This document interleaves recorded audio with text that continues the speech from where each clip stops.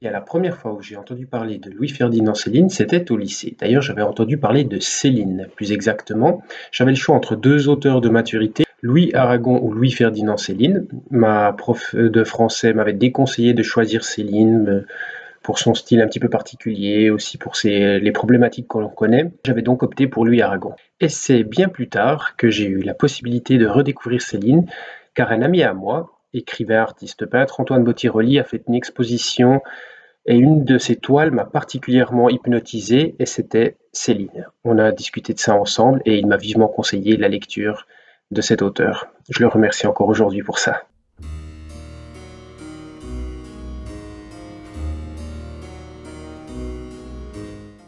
Alors cette réponse sera certainement la moins originale de toutes, car comme beaucoup, c'est par la lecture de Voyage au bout de la nuit que j'entrepris cette longue route célinienne, si je puis dire.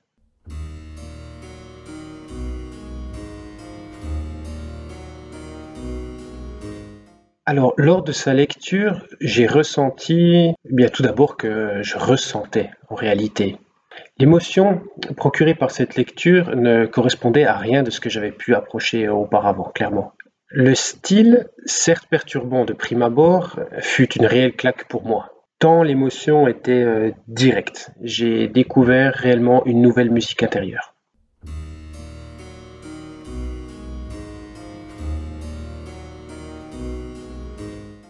Eh bien, pour être honnête, j'ai quasiment lu tous les livres de Louis-Ferdinand Céline, bien qu'il faille, comme un certain professeur le disait, lire au moins 30 fois pour réellement avoir lu.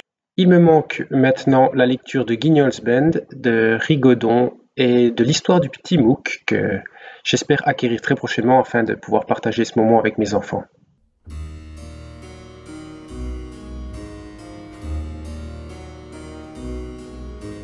Difficile de répondre à cette question et d'être compendieux, mais je vais tenter justement afin de l'être de séparer ma réponse en deux. Si je devais choisir un roman, je dirais Maura Crédit. Cet ouvrage contient pour moi tous les prémices du style final de Céline, y compris les 3 points. Ce livre est pour moi un chef-d'œuvre absolu. Puis, si je m'autorise en fait à intégrer ici les écrits polémiques, je dirais Bagatelle pour un massacre, qui sur le plan stylistique est également exceptionnel. J'ai beaucoup ri en le lisant et la simple description de Leningrad qui est faite suffit à le placer ici pour moi.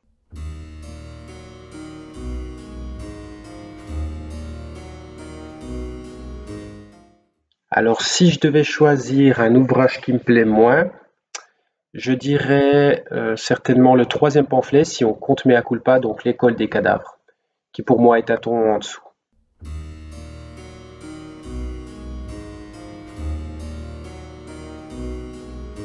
Je dirais musique, poésie, émotion. Pour être un peu taquin, je dirais que c'est une unicité. En ce sens, je suis très contrarié lorsque je vois des personnes qui tentent de scinder l'œuvre célinienne en deux.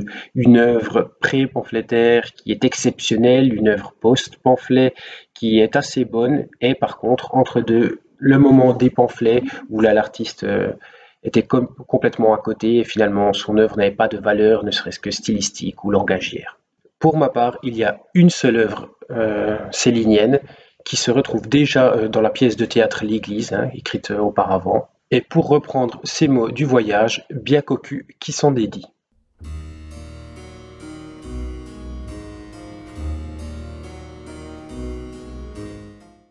Homme. Céline était un homme dans tous les sens du terme. Je dirais même un parangon de bienveillance comme on a pu le voir lors de l'exercice de sa profession de médecin. Et un homme plein d'émotions, plein de ressentis qui l'ont amené à s'exprimer avec véhémence.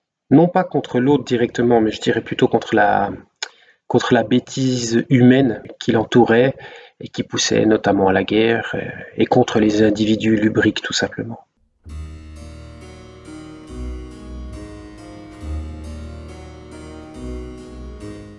Réponse très subjective, évidemment. Outre le fait du pourquoi Céline écrivait, qui est bien entendu le motif financier, comme il l'a maintes fois répété, je ne sais pas si Céline écrivait réellement pour quelqu'un, plutôt pour élever les autres, mais je pense surtout que Céline écrivait contre, et notamment contre les autres écrivains, qu'il devait considérer comme vendeurs de truisme et d'harangue.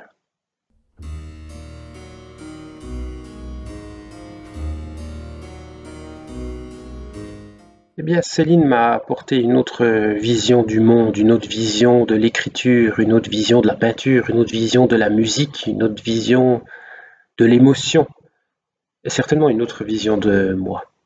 Céline m'a tout bonnement chamboulé. C'est comme si à un certain moment, il m'avait offert, vous savez, un miroir magique qui me permettait de voir le monde et moi-même sous un autre angle.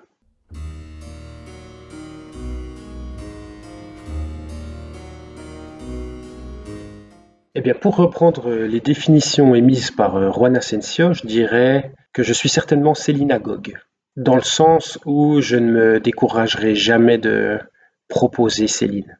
En tant que pédagogue de profession, j'ai dans l'intention et la réelle volonté de faire comprendre autour de moi pourquoi Céline était au-dessus.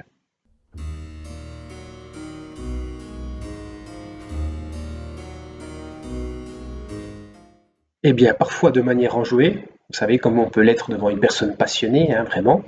Parfois de manière curieuse, pourquoi Antonino s'intéresse-t-il tant à Céline, qu'est-ce qu'il y a derrière? Et souvent, finalement, je pense de manière un petit peu exagérée. On se dit, bon, on a compris, mais tant pis.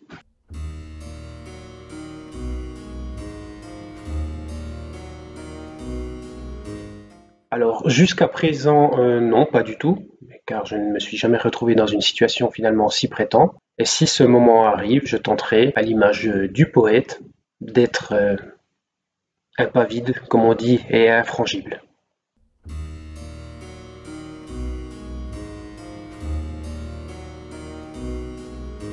Je dirais, avez-vous lu Céline de David Alliot et Éric Mazet, me semble-t-il? Bien entendu, récemment, d'un lecteur l'autre d'Émission Granger, l'ouvrage sur Céline de Godard, bien entendu, les bulletins céliniens surtout, proposés par Marc Laudelou. J'en oublie certainement.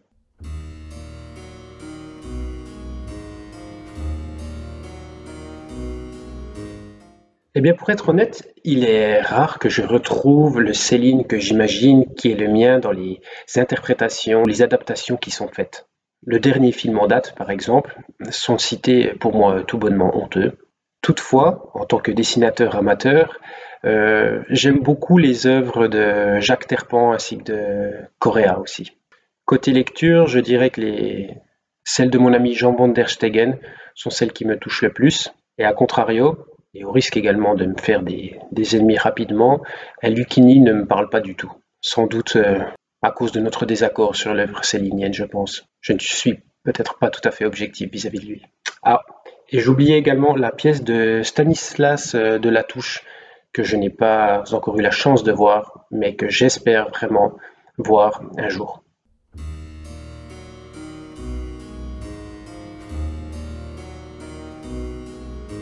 Eh bien, à vrai dire, pour parler franchement, directement, là entre nous, depuis que je lis Céline, tout le reste me paraît assez fade.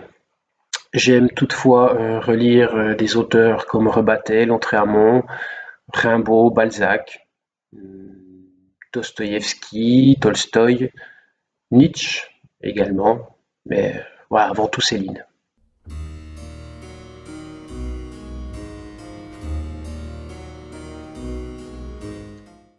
Si j'avais la possibilité de le rencontrer, je lui poserais cette simple question: puis-je te prendre dans les bras, mon ami, pour te remercier?